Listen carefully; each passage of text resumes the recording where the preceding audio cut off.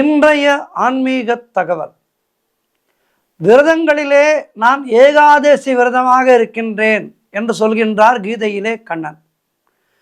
ஆக விரதங்களிலே மிக மிக உத்தமமான விரதம் என்பது ஏகாதசி விரதம் என்பது இதிலிருந்து தெரிகின்றது. இந்த பெருமாளுக்கு உகந்த இந்த ஏகாதசி விரதத்தை நாம் மேற்கொண்டு அன்றைய நாளிலே பெருமாளை வழிபட்டால் எல்லா விதமான வளமும் நலமும் பெறலாம். ஏகாதசி விரதத்தன்று பெருமாளை எதற்காக வழிபடுகின்றோம், அதனுடைய தாற்பயத்தை பார்க்கலாம். ஏகாதசி என்பது சந்திரனுடைய இயக்கத்தை அடிப்படையாக கொண்ட இந்து சமய கால கணிப்பு முறையிலே 15 நாட்களுக்கு ஒரு முறை சுழற்சி முறையிலே வருகின்ற ஒரு நாளை குறிக்கும். இந்த நாட்கள் பொதுவாக திதி என்கின்ற பெயராலே அழைக்கப்படுகின்றது. அமாவாசை நாளையும் பௌர்ணமி நாளையும் அடுத்து வருகின்ற 11வது திதி ஏகாதசி. இந்த ஏகாதசி விரதத்தை மேற்கொள்ள இருப்பவர்கள் ஏகாதசிக்கு முதல் நாளான தசமி அன்று பகலிலே ஒருவேளை மட்டுமே உணவு சாப்பிட வேண்டும். அன்று இரவு எதுவும் சாப்பிடக்கூடாது.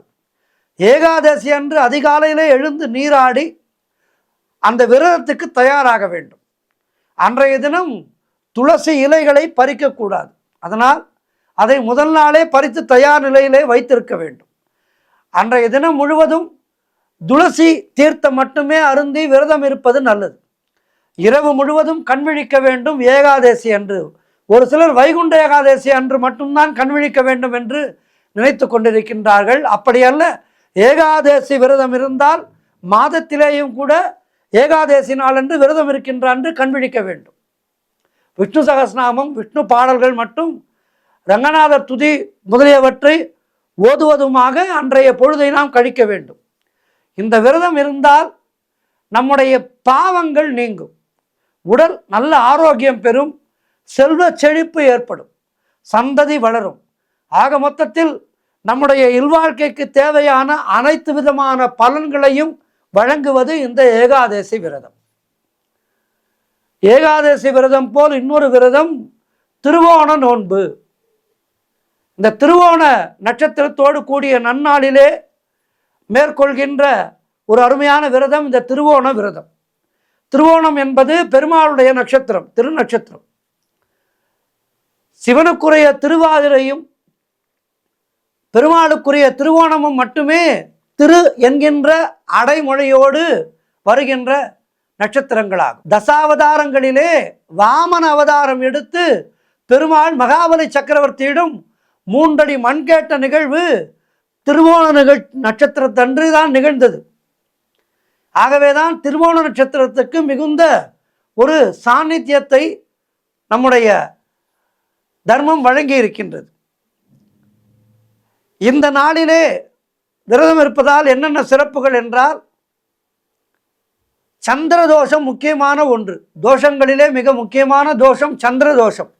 ஜாதகத்திலே சந்திர தோஷம் இருந்தால் அவர்கள் அமாவாசைக்கு பின்னர் வரக்கூடிய துதியை திதியிலே விரதம் இருக்க வேண்டும். விரதம் இருந்த பின்னர் மாலை நேரத்திலே சந்திர தரிசனம் செய்து விரதத்தை நிறைவு செய்ய வேண்டும்.